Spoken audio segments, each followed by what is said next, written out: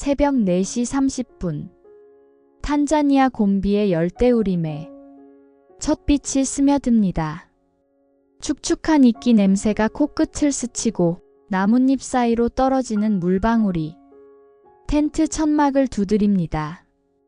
탕가니카 호수에서 불어오는 바람이 나뭇가지를 흔들고 멀리서 들려오는 원숭이들의 울음소리가 정글의 아침을 깨웁니다. 한 여성이 조용히 일어나 앉습니다. 26세의 제인. 금발 머리를 뒤로 묶고 카키색 셔츠에 긴 바지를 입습니다. 뱀과 거머리, 모기로부터 몸을 보호하기 위한 최소한의 장비입니다. 그녀는 망원경과 노트를 챙겨 정글로 향합니다. 발걸음은 조심스럽고 호흡은 가늘게 조절됩니다. 마른 나뭇가지를 밟지 않도록 젖은 나뭇잎 위로만 발을 옮깁니다. 침팬지들이 아직 잠들어 있을 시간, 그들의 둥지에 가까이 가기 위한 하루의 시작입니다. 1960년 7월 14일. 이곳에 온 지 2달이 되었지만 침팬지들은 여전히 그녀를 피합니다. 50m. 그것이 그들이 허락하는 최소한의 거리였습니다. 더 가까이 가면 나무 위로 사라지고 더 멀어지면 관찰이 불가능했습니다. 제이는 피크닉 피크라 이름 붙인 봉우리에 오릅니다. 가파른 경사를 1시간 동안 올라야 도착하는 곳. 그곳에서는 침팬지들의 동선을 한눈에 볼 수 있습니다. 바위에 앉아 망원경을 조정합니다. 독일제 망원경. 리키 박사가 구해준 유일한 고급 장비였습니다. 렌즈 너머로 정글이 확대됩니다. 무화과나무 위에 침팬지들이 둥지가 보입니다. 아직 움직임이 없습니다. 그녀는 노트를 펼칩니다. 오전 5시 15분. 둥지에서 움직임 없음. 온도 약 23도. 습도 높음. 1시간, 2시간, 3시간. 정글의 시간은 도시의 시간과 다르게 흐릅니다. 참을성 없는 사람에게는 지옥이지만 기다릴 줄 아는 사람에게는 선물이 됩니다. 오전 8시. 드디어 첫 움직임이 보입니다. 검은 팔 하나가 둥지 밖으로 나와 기지개를 켭니다. 제인의 심장이 빨라집니다. 천천히, 아주 천천히. 침팬지가 모습을 드러냅니다. 큰 수컷입니다. 턱에 하얀 털이 특징적입니다. 제인은 망원경을 더 정교하게 조정합니다. 그 침팬지가 나무에서 내려옵니다. 우아하고 민첩한 움직임. 팔로 나뭇가지를 잡고 몸을 흔들어 다음 가지로 이동합니다. 마치 정글이 그를 위한 체육관인 것처럼. 다른 침팬지들도 하나둘 깨어납니다. 암컷 한 마리가 새끼를 안고 나무를 내려옵니다. 새끼는 어미 배에 매달려 있습니다. 작은 손으로 어미의 털을 꼭 쥐고 있습니다. 제이는 이 모든 것을 기록합니다. 오전 8시 20분. 성체 수컷 1, 암컷 1, 새끼 1 확인. 무화과나무에서 이동 시작. 그들이 사라진 후에도 제이는 자리를 뜨지 않습니다. 혹시 다시 돌아올지 모르기 때문입니다. 정오가 되자 태양이 머리 위에서 내리쬐입니다. 그늘 하나 없는 바위 위의 온도는 40도를 넘습니다. 물통의 물은 벌써 바닥났습니다. 하지만 그녀는 움직이지 않습니다. 오후 2시. 멀리서 나뭇가지가 흔들립니다. 침팬지들이 돌아온 것입니다. 이번엔 더 많은 수가 함께입니다. 6마리, 7마리, 8마리. 그들은 무화과를 따먹기 시작합니다. 잘 익은 열매를 골라 한 입 베어 물고 씨를 뱉어냅니다. 한 젊은 수컷이 장난을 칩니다. 암컷의 열매를 빼앗으려 하자 암컷이 소리를 지릅니다. 우후후후. 경고의 소리입니다. 큰 수컷이 개입합니다. 젊은 수컷은 순순히 물러납니다. 서열이 분명히 존재합니다. 제이는 각 개체의 특징을 기록합니다. 턱에 흰 털이 있는 수컷, 왼쪽 귀가 찢어진 암컷, 등에 상처가 있는 젊은 수컷. 그녀는 마음속으로 이름을 붙이기 시작합니다. 데이비드 그레이비어드. 회색 턱 수염의 데이비드. 이름을 붙이는 것. 그것은 당시 과학계에서 금기시되는 일이었습니다. 동물에게 번호를 매기지 않고 이름을 부여한다는 것은 감정이입의 증거였고 객관성을 잃은 연구자의 실수로 여겨졌습니다. 하지만 제인에게 그들은 번호가 아니었습니다. 각자의 성격과 표정을 가진 개체들이었습니다. 해가 서쪽으로 기울기 시작합니다. 침팬지들이 저녁 둥지를 만들 시간입니다. 각자 적당한 나무를 골라 오릅니다. 나뭇가지를 꺾어 엮기 시작합니다. 10분도 안 되어 안락한 둥지가 완성됩니다. 매일 밤 새로운 침대를 만드는 것입니다. 제이는 이 모든 과정을 지켜봅니다. 오후 6시 30분. 모든 개체가 둥지 제작 완료. 위치 기록함. 해가 저물어 갑니다.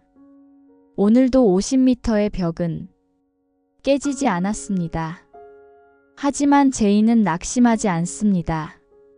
오늘 그들의 하루를 지켜본 것만으로도 큰 수확입니다. 텐트로 돌아오는 길. 정글은 밤의 소리로 가득 찹니다. 귀뚜라미, 개구리, 야행성 새들, 어둠 속에서 반짝이는 눈들, 손전등 불빛에 놀라 달아나는 작은 동물들. 텐트 안에서 제이는 등잔불을 켭니다. 오늘의 관찰 내용을 정리합니다. 각 개체의 특징을 그림으로 그립니다. 턱에 흰 털, 찢어진 귀, 등의 상처. 그녀는 일기에 씁니다. 그들이 나를 받아들일 때까지 기다리겠다. 한 달이 걸리든 1년이 걸리든 나는 여기 있을 것이다. 밖에서 어머니의 목소리가 들립니다. 제인, 저녁 먹어야지. 곧 갈게요, 엄마. 벤 여사가 준비한 통조림 수프와 크래커. 변변찮은 식사지만 귀중한 한 끼입니다. 보급품이 오려면 2주를 더 기다려야 합니다. 오늘은 어땠니? 어머니가 묻습니다. 조금씩 나아지고 있어요. 그들이 저를 덜 두려워하는 것 같아요. 시간이 걸릴 거야. 알아요. 하지만 기다릴 수 있어요. 곤비의 밤은 깊고 별들은 선명합니다. 남반구의 하늘에 남십 자성이 빛납니다. 제이는 텐트 밖으로 나와 하늘을 올려다봅니다. 런던에서는 볼 수 없었던 별들. 어딘가에서 하이에나의 울음소리가 들립니다. 멀리서 표범의 낮은 으르렁거림도. 위험이 도사리는 정글의 밤. 하지만 그녀는 두렵지 않습니다. 오히려 살아있음을 느낍니다. 내일도 새벽 4시 30분. 알람 시계가 울리기 전에 그녀는 깨어있을 것입니다. 침팬지들이 깨어나는 순간을 놓치지 않기 위해, 언젠가 그들이 그녀를 받아들일 그날을 위해. 구독 버튼을 눌러주시면 더 많은 이야기를 전해드릴 수 있습니다. 1934년 4월 3일 런던의 햄스테드에 있는 작은 벽돌집. 봄비가 창문을 두드리는 새벽, 한 아이가 태어났습니다. 제인 모리스 9달. 아버지 모티머 모리스 구달은 사업가였고 어머니 마거릿 매니언 조지프, 사람들이 벤이라 부르던 소설가였습니다. 하지만 전쟁이 모든 것을 바꿔놓았습니다. 제인이 1살 때 제2차 세계대전이 발발했습니다.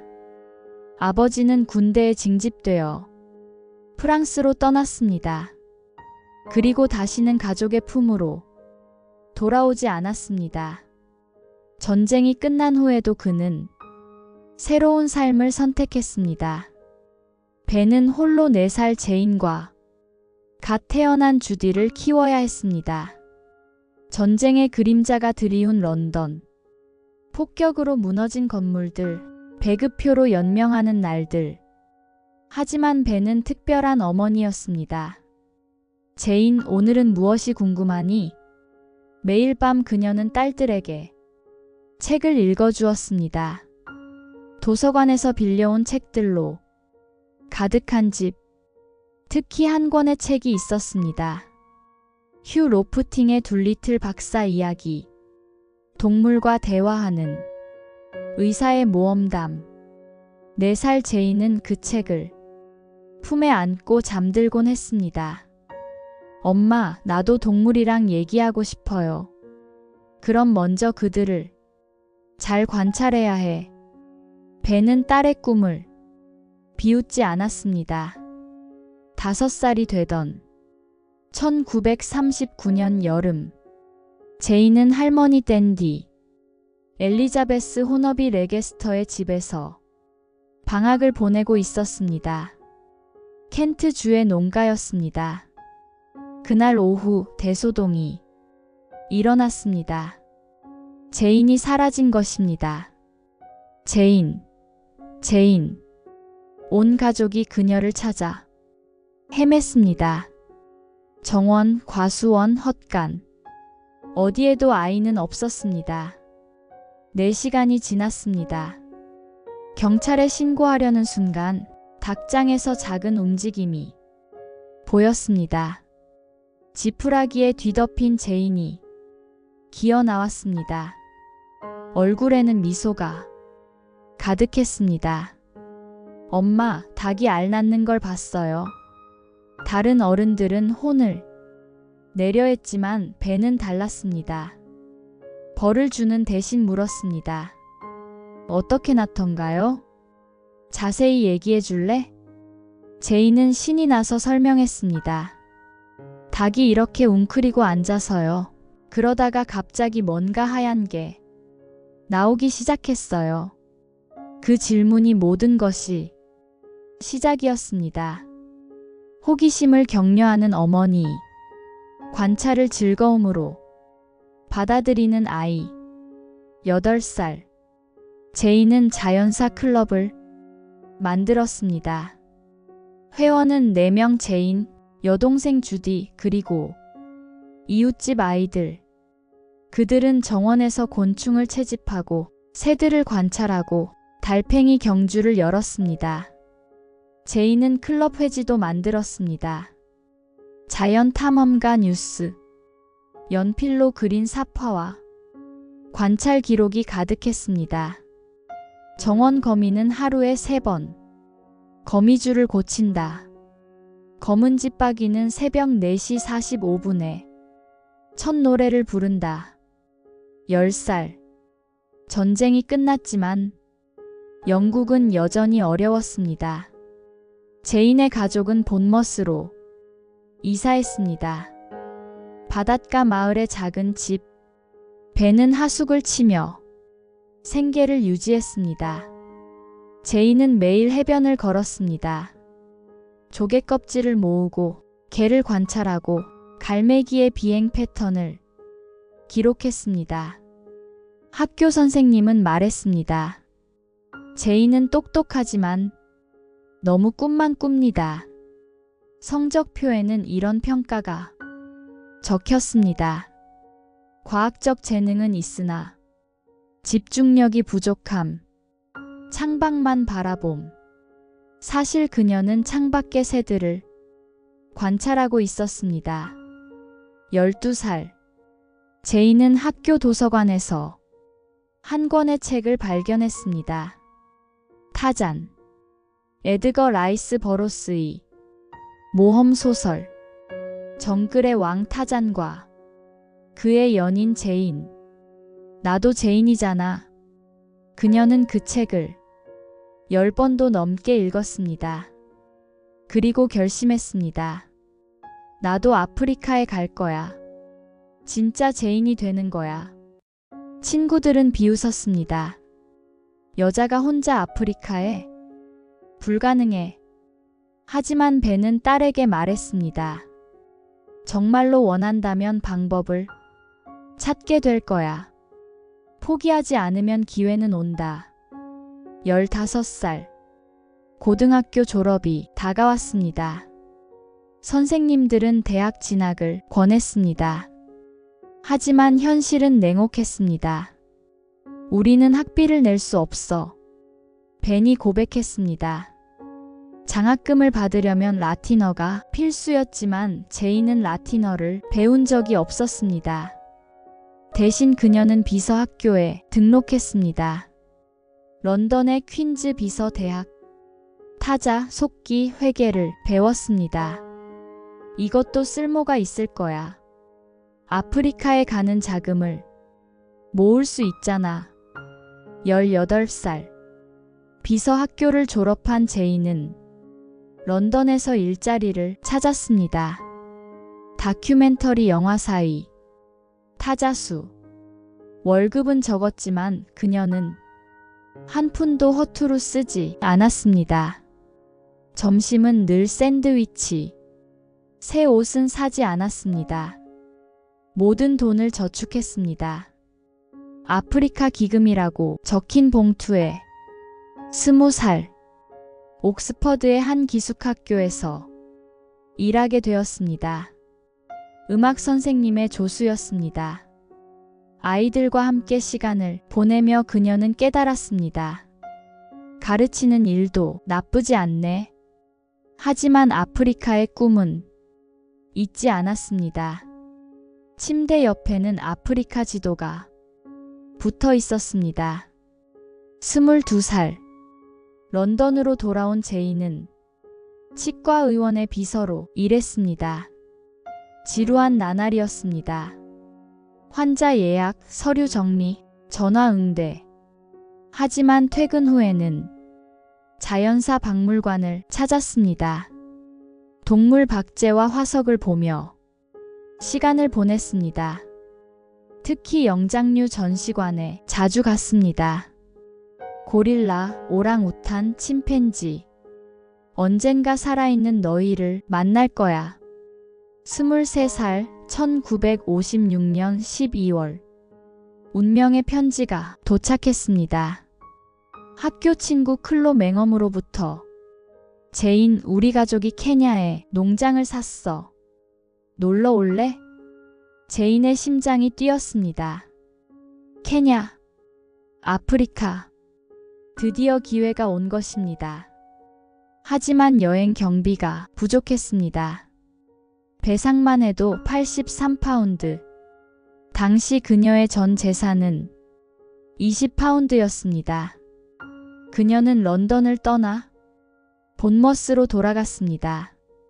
그리고 웨이트리스 일을 시작했습니다. 해변가 호텔의 레스토랑. 주문 받겠습니다. 홍차는 레몬과 함께 드릴까요? 하루 12시간. 발은 부르트고 허리는 아팠습니다. 하지만 매일 저녁 그녀는 계산했습니다. 오늘 2파운드 10실링. 이제 65파운드. 넉 달 후 1957년 3월. 드디어 83파운드가 모였습니다. 왕복 배삭과 최소한의 경비. 3월 13일. 제인은 사우샘프턴 항구에 섰습니다. 케냐 캐슬호. 아프리카로 향하는 화물 여객선. 벤이 손을 흔들었습니다. 조심해서 다녀와. 내 꿈을 이루고 와. 배가 출항했습니다. 3주간의 항해가 시작되었습니다. 지중해를 거쳐 수에즈 운하로, 홍해를 지나 인도양으로 제이는 대부분의 시간을 갑판에서 보냈습니다. 바다를 바라보며 날치를 관찰하고 돌고래를 기록했습니다. 4월 2일, 마침내 몬바사 항구가 보였습니다. 케냐의 관문. 제이는 생일을 하루 앞두고 아프리카 땅을 밟았습니다. 24살의 생일 선물은 아프리카였습니다.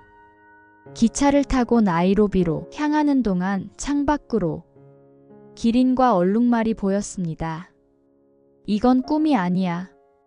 정말로 아프리카에 온 거야. 1957년 5월 나이로비. 클로에 농장에서 한 달을 보낸 제이는 결심했습니다. 일자리를 찾아야 해. 여기 남으려면. 그녀는 타자 실력을 살려 한 회사의 비서로 취직했습니다. 하지만 마음은 늘 다른 곳에 있었습니다. 야생동물, 사바나, 정글. 그러던 어느 날 운명적인 조언을 들었습니다. 루이스 리키 박사를 만나보는 게 어때? 코리던 박물관의 관장이야. 동물에 관심 있다면 그를 찾아가. 리키. 그 이름은 케냐에서 전설이었습니다. 올두바이 협곡에서 초기 인류 화석을 발굴한 고인류학자.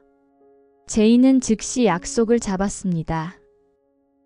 1957년 5월 24일 코리던 자연사 박물관. 리키의 사무실은 화석과 석기로 가득했습니다. 백발의 거구, 날카로운 눈빛. 루이스 시모어 바제트 리키. 앉으시오. 면접은 독특했습니다. 학위는 없습니다. 고고학 경험은 없습니다. 그럼 왜 날 찾아왔소? 동물을 사랑하고 아프리카를 사랑하고 배우고 싶어서입니다. 리키는 웃었습니다. 그리고 갑자기 이상한 질문들을 던지기 시작했습니다.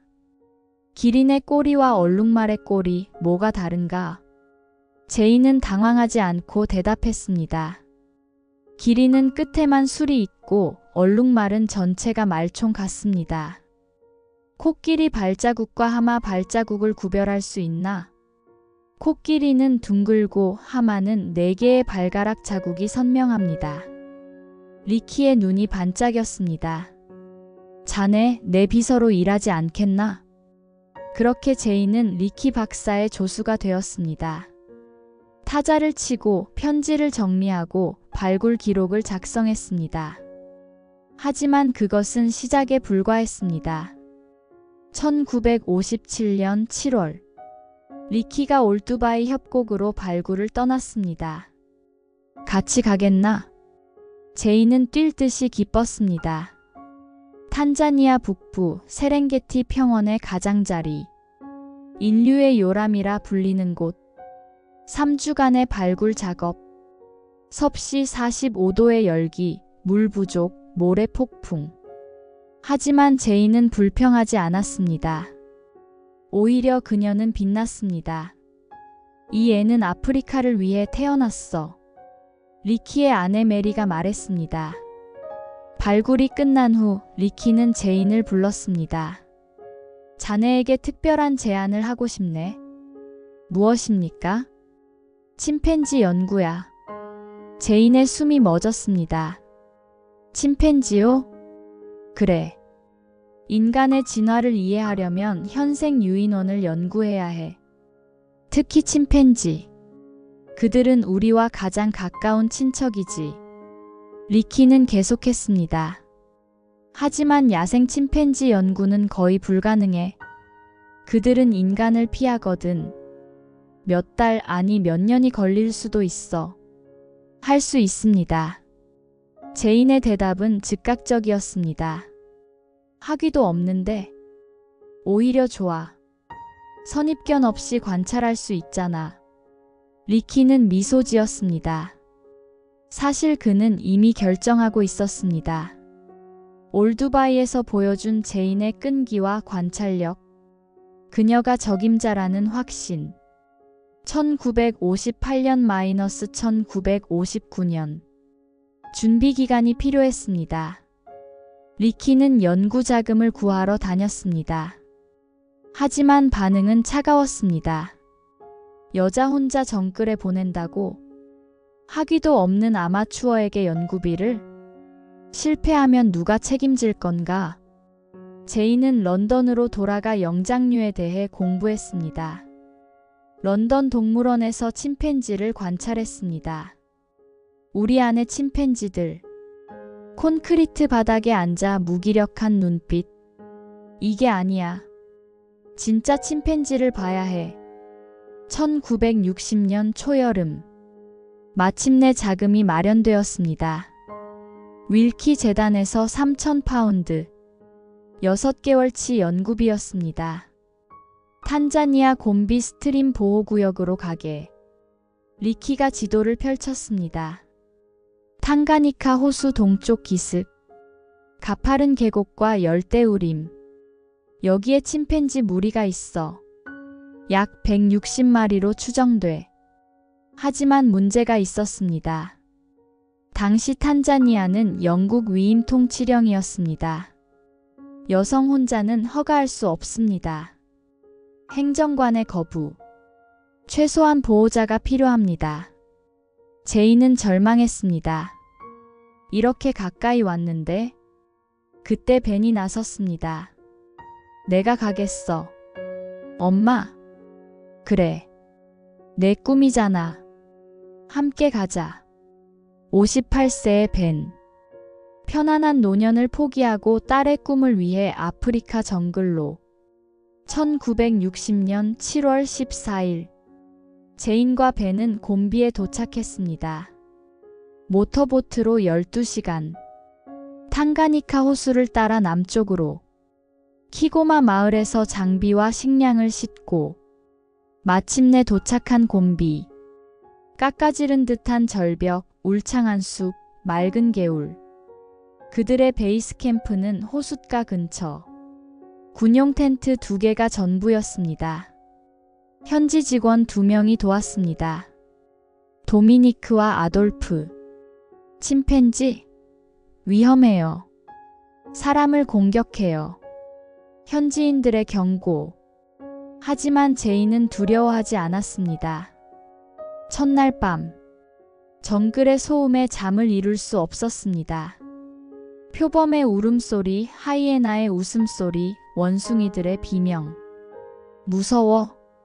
벤이 물었습니다. 아니요. 설레요. 다음 날 새벽. 제인은 혼자 정글로 들어갔습니다. 가파른 비탈을 올라 1시간. 피크 포인트에 도착했습니다. 망원경을 꺼내 조정했습니다.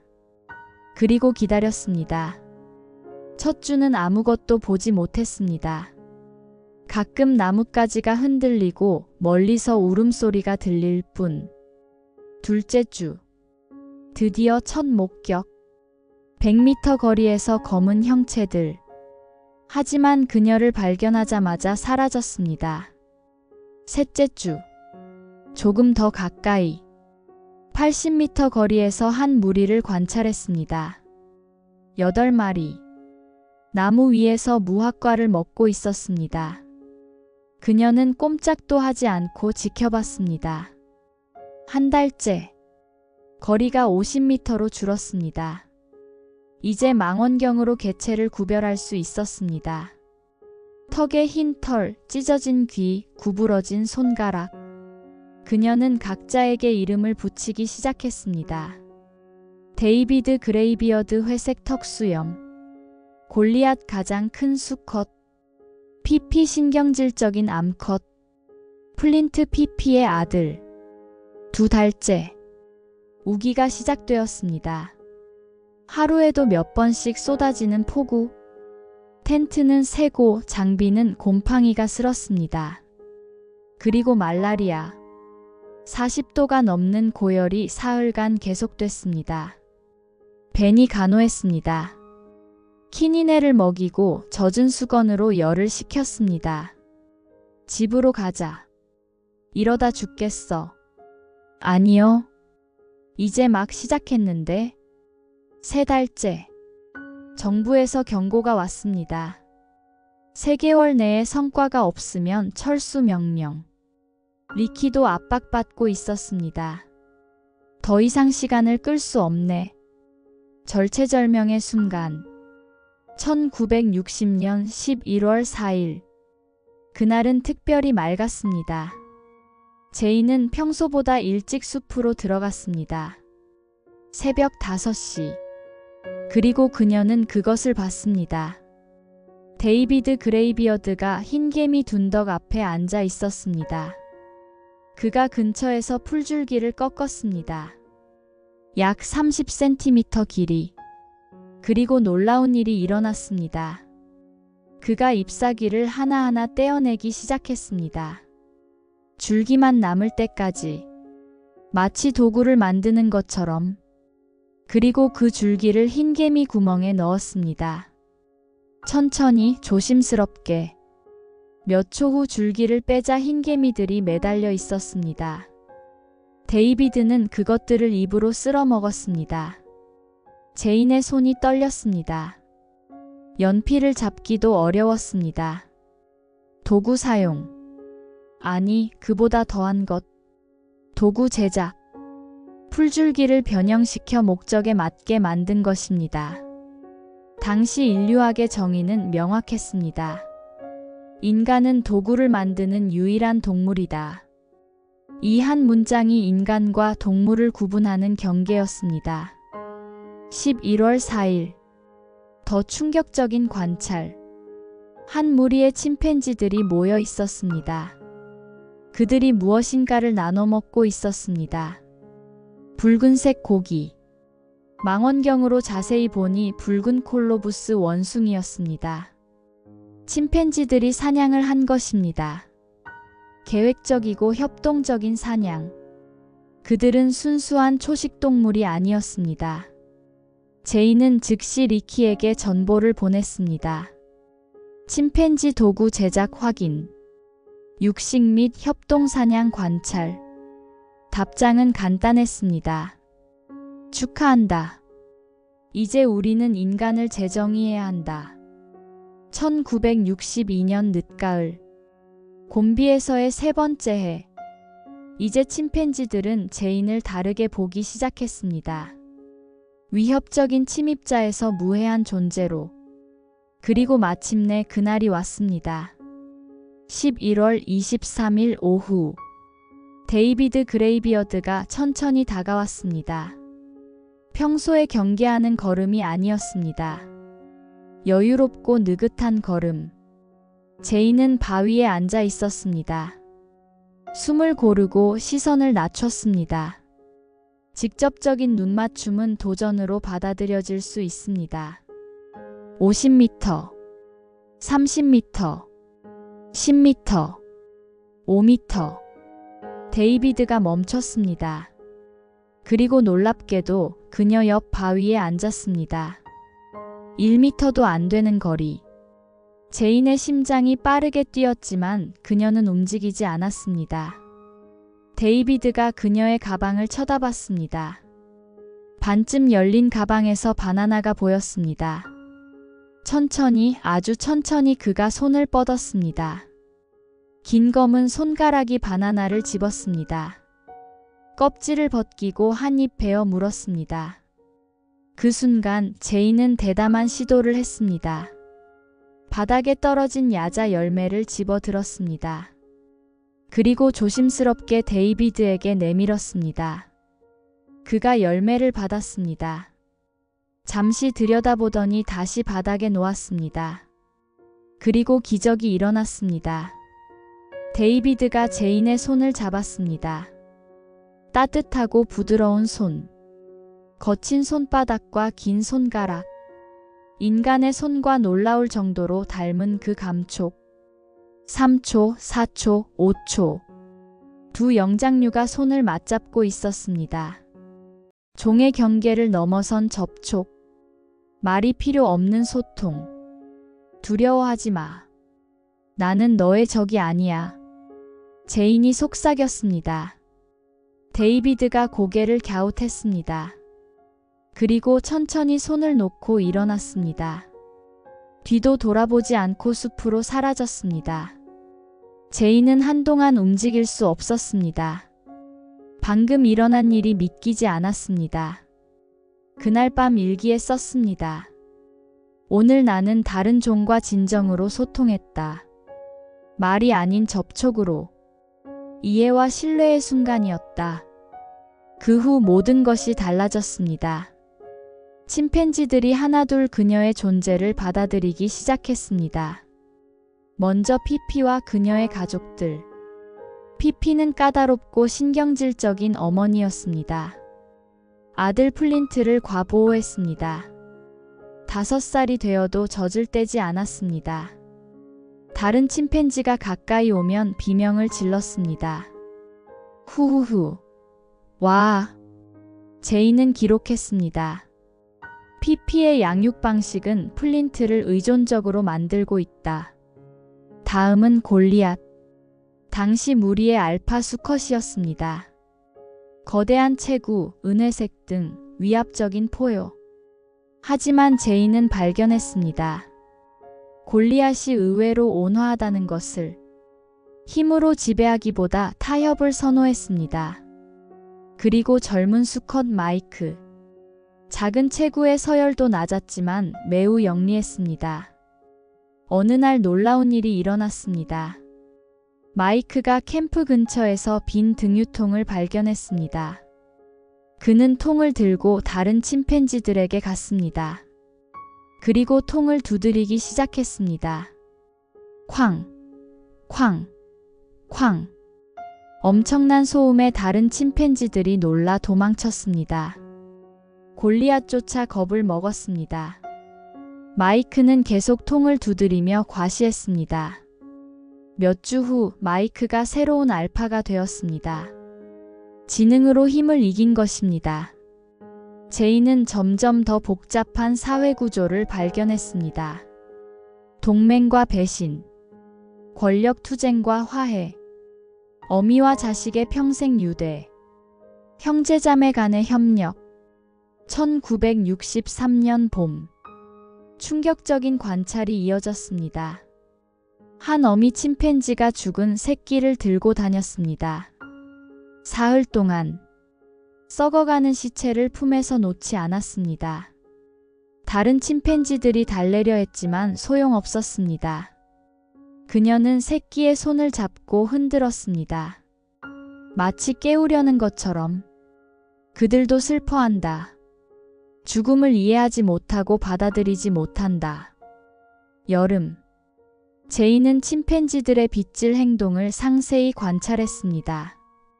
그루밍. 단순한 위생 행동이 아니었습니다. 사회적 유대를 강화하는 의식이었습니다. 서열이 낮은 개체가 높은 개체를 그루밍하며 충성을 표현했습니다. 친구들끼리는 서로 그루밍하며 우정을 다졌습니다. 어미는 새끼를 그루밍하며 사랑을 전했습니다. 터치의 언어. 그들만의 소통 방식. 가을. 파이건이라는 젊은 수컷의 행동이 특별했습니다. 그는 다른 침팬지들이 없을 때만 캠프에 와서 바나나를 가져갔습니다. 경쟁을 피하는 전략이었습니다. 한 번은 다른 침팬지들이 가까이 있을 때 파이건이 반대 방향을 가리켰습니다.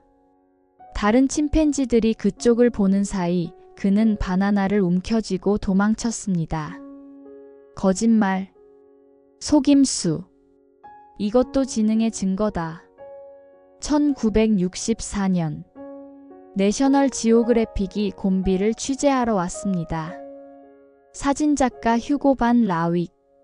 네덜란드 귀족 출신의 젊은 남자. 처음엔 단순한 취재였습니다. 하지만 정글에서 함께 보낸 시간, 침팬지를 함께 관찰하며 나눈 대화. 두 사람은 사랑에 빠졌습니다. 당신은 침팬지를 보는 방식이 특별해요. 휴고가 말했습니다. 그들을 개체로 보는 게 아니라 개인으로 보는군요. 1964년 3월 28일 제인과 휴고는 런던에서 결혼했습니다. 결혼식 케이크에는 침팬지 장식이 있었습니다. 신혼여행은 당연히 곰비였습니다. 같은 해 케임브리지 대학이 제안했습니다. 박사 학위를 받으시오. 학사 없이 바로. 역사상 8번째 사례였습니다. 하지만 학계의 반응은 차가웠습니다. 침팬지에게 이름을 붙이다니. 번호를 써야지. 감정이 있다고? 의인화하지 마시오. 과학이 아니라 동화를 쓰고 있군. 한 교수가 말했습니다. 당신의 관찰은 주관적이고 비과학적입니다. 제인이 대답했습니다. 그렇다면 데이비드가 제 손을 잡았을 때 그것도 제 상상입니까? 마이크가 통을 두드려 알파가 된 것도 주관적 해석입니까? 그것은 단순한 본능적 행동입니다. 본능이 그렇게 복잡하고 개별적일 수 있습니까? 왜 같은 상황에서 피피와 열정의 어머니 패션이 완전히 다르게 행동합니까? 논쟁은 계속됐지만 증거는 명백했습니다. 수천 페이지의 관찰 기록, 수백 시간의 영상, 부정할 수 없는 사실들.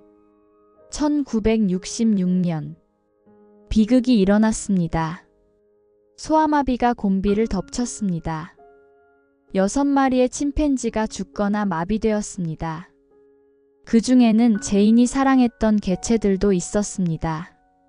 맥그리거 늙은 수컷, 팀이 뒷다리를 쓸 수 없게 되었습니다. 앞다리로만 몸을 끌고 다녔습니다. 백신을 놓아야 해요. 제인이 주장했습니다. 야생동물에게 개입하는 것은 연구 윤리에 어긋납니다. 과학자들의 반대. 제인은 고민했습니다. 관찰자로 남을 것인가, 보호자가 될 것인가? 결국 그녀는 선택했습니다. 남은 침팬지들에게 백신을 놓았습니다. 나는 과학자이기 전에 그들의 친구다. 1967년 3월 4일 제인에게 특별한 날이었습니다. 아들 휴고 에릭 루이스 반 라윅이 태어났습니다. 아프리카에서 태어난 아이. 그들은 아이를 그럽이라고 불렀습니다. 스와힐리어로 야생 돼지라는 뜻. 제인은 아이를 침팬지 연구와 함께 키웠습니다. 그럽은 정글에서 자랐습니다. 침팬지들을 형제처럼 여겼습니다. 엄마, 플린트가 나보다 나무를 잘 타요. 4살 그럽이 투정했습니다. 플린트는 침팬지니까. 너는 다른 재능이 있어. 1968년 제인의 연구가 10년째를 맞았습니다. 이제 곰비는 세계적으로 유명해졌습니다. 학생들이 찾아오기 시작했습니다. 미국, 영국, 일본에서 온 젊은 연구자들. 제인은 그들을 가르쳤습니다. 관찰할 때 선입견을 버려라. 그들이 무엇을 하는지가 아니라 왜 하는지를 봐라. 1970년대 초반 어두운 발견이 시작되었습니다. 침팬지들 사이에 전쟁이 일어난 것입니다. 카사켈라 집단과 카아마 집단. 원래 하나였던 무리가 둘로 갈라졌습니다. 그리고 체계적인 공격이 시작되었습니다. 카사켈라의 수컷들이 순찰을 돌았습니다. 영역 경계를 따라 조용히 이동했습니다. 카아마 개체를 발견하면 잔인하게 공격했습니다. 1974년 1월 7일 제인은 끔찍한 장면을 목격했습니다. 고디라는 늙은 수컷이 6마리에게 둘러싸였습니다. 20분간의 구타. 고디는 며칠 후 죽었습니다. 이것이 살해다. 의도적이고 계획적인 살해. 제인은 충격을 받았습니다. 그들도 인간처럼 잔인할 수 있었습니다. 4년간의 전쟁. 카하마 집단의 모든 수컷이 죽었습니다. 암컷들은 카사켈라에 흡수되었습니다. 제이는 일기에 썼습니다. 나는 그들이 우리보다 나은 존재라고 믿고 싶었다. 하지만 그들도 어둠을 가지고 있다. 우리처럼.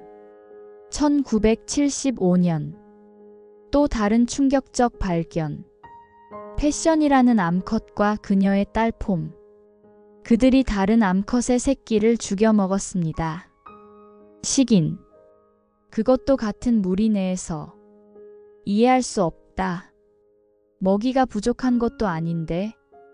제이는 고민했습니다. 이런 어두운 면도 공개해야 하는가? 진실을 말해야 한다. 그들을 미화하는 것은 그들을 이해하는 것이 아니다. 1980년. 제인의 결혼이 끝났습니다. 휴고와의 가치관 차이. 그는 사진과 영상에 집중했고 제인은 장기 연구를 원했습니다. 이혼 후 제인은 탄자니아 국회의원 데릭 브라이슨과 재혼했습니다. 그는 제인의 연구를 전폭적으로 지원했습니다. 1986년 11월. 시카고 과학 아카데미. 침팬지의 이해라는 학회가 열렸습니다. 제이는 기조 연설을 준비하며 기대에 차 있었습니다. 27년간의 연구 성과를 공유할 자리. 하지만 학회장에 들어선 순간 충격을 받았습니다. 발표되는 연구들이 대부분 실험실 침팬지에 관한 것이었습니다. 한 발표자가 말했습니다. 5번 개체에 항우울제를 투여한 결과. 다른 발표. 17번의 뇌절제술 후 공격성이 73% 감소.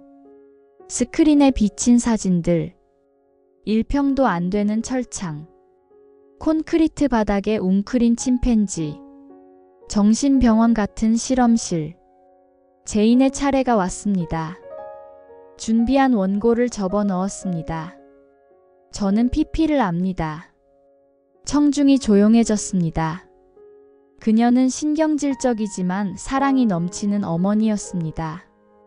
아들 플린트가 죽었을 때 그녀는 먹기를 거부했습니다.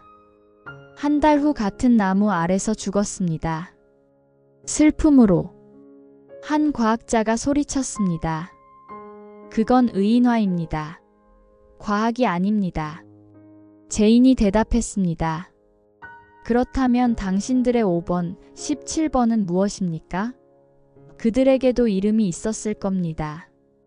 어머니가 있었고 친구가 있었을 겁니다.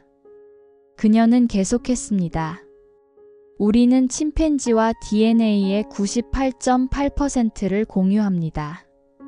감정과 지능을 공유하지 않는다는 게 오히려 이상하지 않습니까? 또 다른 과학자가 반박했습니다. 실험실 연구 없이 어떻게 질병을 치료합니까? 다른 방법을 찾아야 합니다. 그들도 고통을 느낍니다. 공포를 느낍니다. 절망합니다. 학회가 끝난 후 제이는 결심했습니다. 더 이상 관찰자로만 머물 수 없다고. 그날부터 그녀의 삶이 바뀌었습니다. 활동가가 되기로 한 것입니다. 1987년. 제이는 세계를 돌기 시작했습니다. 1년에 300일을 여행했습니다. 강연, 로비, 시위. 침팬지 서식지가 파괴되고 있습니다. 그녀는 숫자를 제시했습니다. 1960년 100만 마리였던 야생 침팬지. 1990년 20만 마리. 2000년 예상 10만 마리. 이대로면 우리 손자 세대는 야생 침팬지를 볼 수 없습니다. 기업들과 싸웠습니다. 목재 회사들의 산림 벌채. 제약 회사들의 동물 실험. 서커스와 동물원의 학대. 한 제약회사 CEO가 말했습니다. 당신이 원하는 게 뭡니까? 침팬지를 침팬지답게 살게 해주세요. 그들은 연구 자원입니다. 그들은 생명입니다. 당신과 다르지 않은 1991년 루츠 앤 슈츠 프로그램을 시작했습니다. 뿌리와 새싹, 어린이와 청소년을 위한 환경교육, 작은 행동이 변화를 만듭니다. 당신이 그 시작입니다. 탄자니아의 한 학교에서 침팬지는 우리 친구예요? 한 아이가 물었습니다.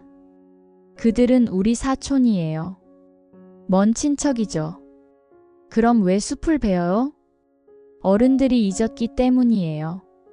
우리가 연결되어 있다는 걸. 프로그램은 빠르게 퍼졌습니다. 100개국, 10,000개가 넘는 그룹. 아이들이 나무를 심고 쓰레기를 줍고 동물을 보호했습니다. 2002년 UN 평화대사로 임명되었습니다. 코피 아난 사무총장이 말했습니다. 당신은 인간과 자연 사이의 대사입니다. 제이는 대답했습니다. 저는 통역사일 뿐입니다. 침팬지들의 메시지를 전달하는 2010년 76세의 제인. 여전히 여행 가방을 쌌습니다. 한 기자가 물었습니다. 언제 은퇴하실 건가요? 침팬지들이 안전해지면요. 그게 가능할까요? 희망이 없다면 시작도 하지 않았겠죠. 2020년 코로나 팬데믹. 86세의 제이는 집에 머물러야 했습니다. 하지만 멈추지 않았습니다. 화상 강연을 하루에 3번씩. 이 팬데믹이 우리에게 가르쳐주는 게 있습니다. 자연을 존중하지 않으면 자연도 우리를 존중하지 않는다는 것. 한 학생이 화상으로 질문했습니다. 희망이 있습니까?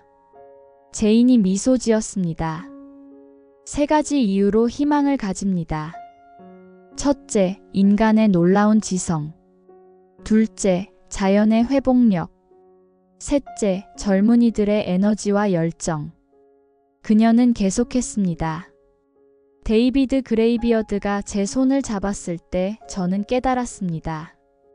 종의 경계를 넘는 이해가 가능하다는 것을, 우리가 연결되어 있다는 것을. 2024년 90세가 된 제인. 곰비의 침팬지들은 이제 약 90마리 내외입니다. 보호구역은 국립공원이 되었고 주변 마을들도 보호에 동참합니다. 피피의 후손은 9세대째. 플린트의 조카들이 이제 할아버지가 되었습니다. 데이비드 그레이비어드의 이야기는 전설이 되었습니다. 제인은 최근 인터뷰에서 말했습니다. 제가 곰비에 처음 갔을 때 사람들은 6개월이면 포기할 거라고 했습니다. 64년이 지났네요. 후회는 없으신가요? 단 하나. 더 일찍 시작하지 못한 것. 그녀의 머리는 백발이 되었지만 눈빛은 여전히 26세 때와 같습니다. 호기심과 열정으로 가득한 눈. 2025년 9월 16일. 오늘 새벽 4시 30분. 곰비의 숲은 여전히 어둡습니다. 하지만 이제 그곳엔 제인이 없습니다. 대신 젊은 연구자들이 그녀의 자리를 채웠습니다. 탄자니아, 케냐, 우간다에서 온 아프리카 청년들. 그들도 침팬지들에게 이름을 붙입니다.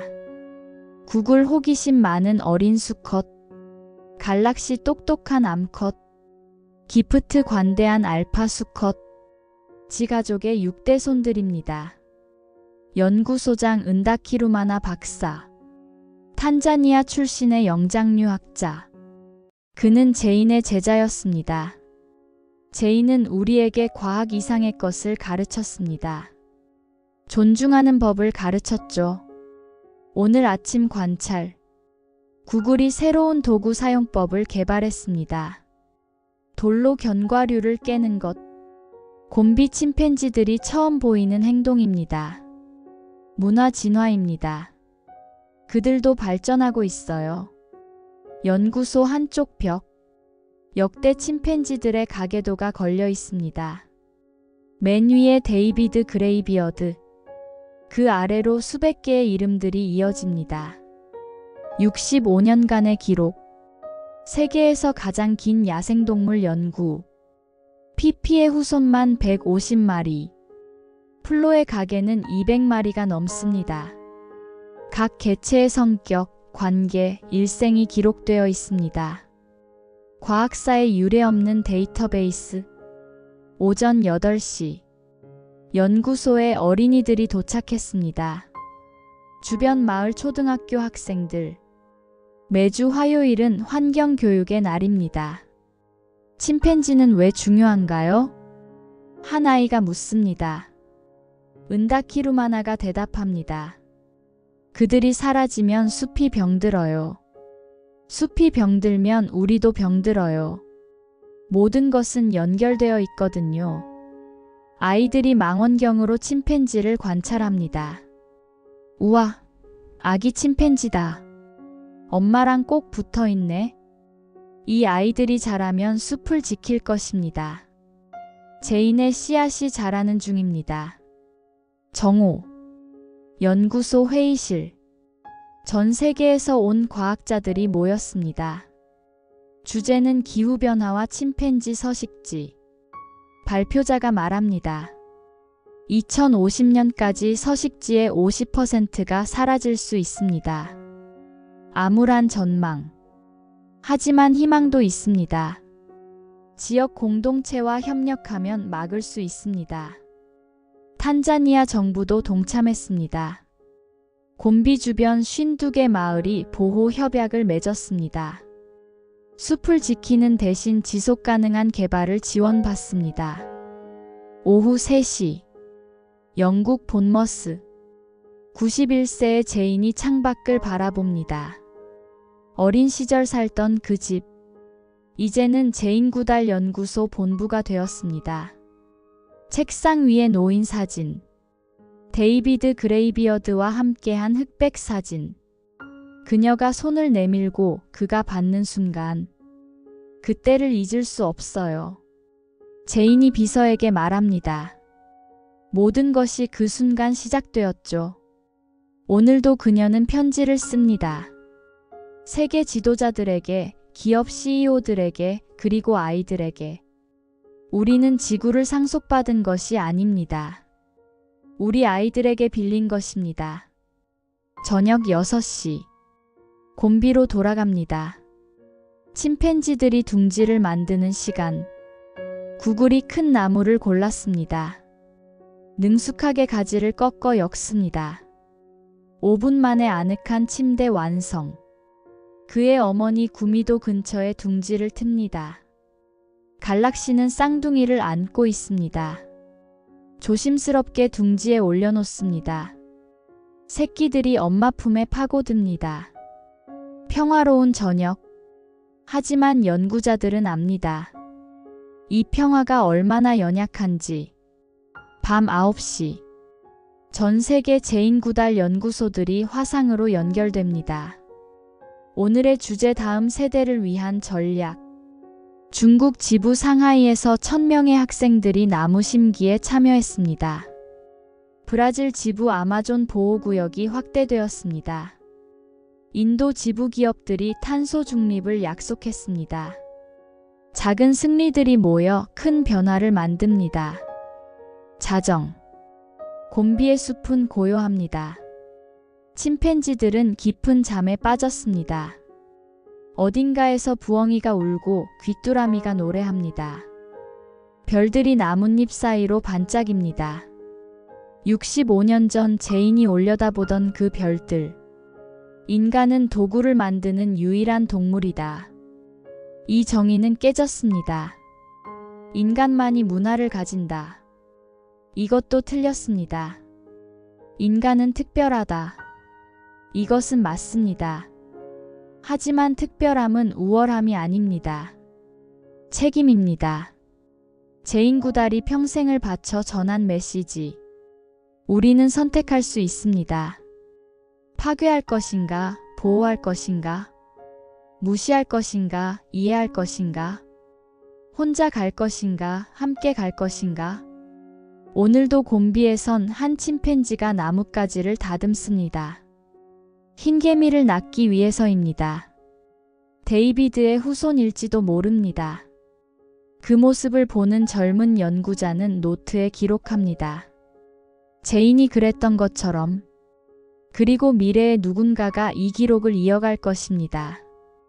왜냐하면 이야기는 끝나지 않았으니까요. 우리는 침팬지와 유전자의 98.8%를 공유합니다. 1.2%의 차이. 그 작은 차이가 우리에게 무엇을 허락하고 무엇을 요구하는지. 한 여성이 평생을 바쳐 남긴 질문입니다. 그들을 이해할 수 있다면 우리는 우리 자신도 이해할 수 있지 않을까? 어두운 숲에서 시작된 이야기. 이제 우리가 이어갈 차례입니다. 숲을 지키고 생명을 존중하고 경계를 넘어 손을 내미는 일. 데이비드가 제인의 손을 잡았던 그 순간처럼. 종이 다른 존재와 마음이 통하는 순간. 그것이 희망의 시작입니다. 제인은 말합니다.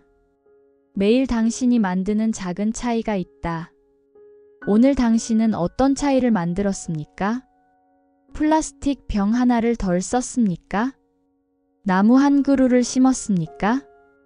아니면 그저 잠시 멈춰 서서 하늘을 올려다봤습니까? 작은 행동이 모여 큰 변화를 만듭니다. 당신도 그 변화의 일부입니다. 희망은 행동할 때 생깁니다. 그리고 행동은 희망을 믿을 때 시작됩니다. 제인 구달. 그녀는 우리에게 보여주었습니다. 한 사람의 열정이 세상을 바꿀 수 있다는 것을. 26세 젊은 여성이 정글로 들어갔습니다. 아무것도 가진 게 없었지만 꿈이 있었습니다. 그리고 65년 후, 그 꿈은 수백만 명의 꿈이 되었습니다. 곤비의 침팬지들은 오늘도 숲을 누빕니다. 우리의 먼 사촌들. 그들이 전하는 메시지를 들으십니까? 우리는 하나다. 구독이 큰 힘이 됩니다. 함께 만들어가는 더 나은 내일을 위해. 그날의 목소리였습니다. 다음 월요일 작은 방의 창이 열립니다. 노란 집, 노란 해가 비칩니다. 한 남자가 이젤 앞에 섭니다. 가난했지만 멈추지 않았고 외로웠지만 색을 높였습니다. 아르레 강풍 속에서도 붓은 더 빠르게 달렸습니다. 해바라기는 해를 마셨고 밤하늘은 소용돌이 쳤습니다. 자화상은 거울이 되었고 거울은 마음이 되었습니다. 편지 속 고백과 숨, 짧은 생의 긴 빛. 그 빛이 화면 위에서 다시 살아납니다. 고흐. 상처를 덧칠한 사람. 색으로 버틴 사람. 끝내 색으로 말한 사람. 다음 월요일 반 고흐의 목소리를 그날의 목소리에서 전합니다.